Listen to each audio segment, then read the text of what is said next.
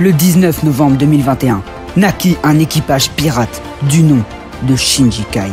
Ils se lancèrent sur la route de YouTube afin de devenir le plus grand équipage du monde.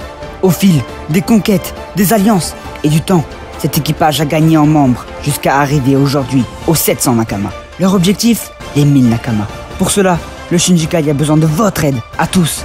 Abonnez-vous et partagez donc à tous vos potes afin de faire grandir cet équipage et de réaliser notre rêve. Merci pour tout votre soutien. Le point de départ de cette théorie qui a lancé le débat sur leur possible immortalité vient du flashback d'Ohara.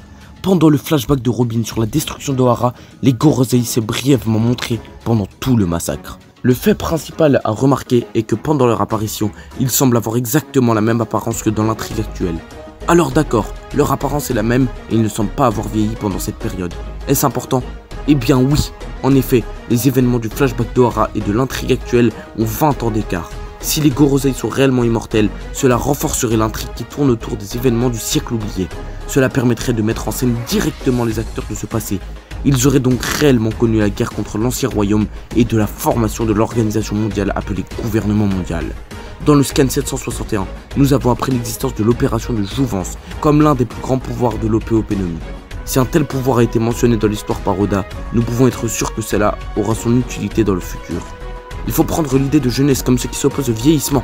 Si la jeunesse n'est pas exactement un moment précis de la vie, mais plutôt le fait de ne plus vieillir. Alors, en effet, si l'on prend cette définition, le Gorosei ne semble plus vieillir. Il peut donc être considéré comme possédant le secret de la jeunesse. D'ailleurs, dans la traduction française, il est explicitement dit que l'opération permet de stopper le vieillissement, et non de redonner la jeunesse aux bénéficiaires de l'opération. Une question légitime serait donc de se demander pourquoi seulement le Gorosei semble-t-il avoir bénéficié de ce privilège, en plus d'Im-sama. En effet, si l'on regarde bien, Sengoku, Garp et les amiraux semblent souffrir des effets du temps. Pourtant, Garp est considéré comme le héros de la marine, et s'assurer que la vieillesse ne diminue pas sa puissance pourrait profiter à la marine. Cela nous donne donc un indice.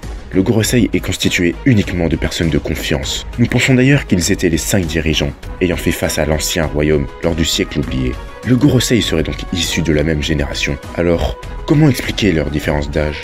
Nous pouvons trouver une explication simple à la différence d'âge du Gorosei. Bon, déjà l'opération de Jouvence ne peut pas être utilisée sur 5 personnes en même temps. Leur différence d'âge a donc du sens, s'ils sont allés chercher le fruit à chaque fois qu'une opération a été effectuée. L'un a l'air très jeune, et l'autre très vieux. Il est logique qu'il y ait eu besoin de chercher le fruit pendant un temps, et donc, entre chaque opération, les autres aient pris de l'âge. En effet, nous savons que cette opération prend la vie de l'utilisateur. Également, lorsqu'un utilisateur de fruit du démon meurt, le démon de son fruit se réincarne dans un fruit semblable. Sans les connaissances de Vegapunk ou César, le Gorosei ne savait absolument pas encore comment retrouver facilement le fruit du démon. Il leur fallait donc sans doute plusieurs années avant d'en retrouver un et de réitérer l'opération.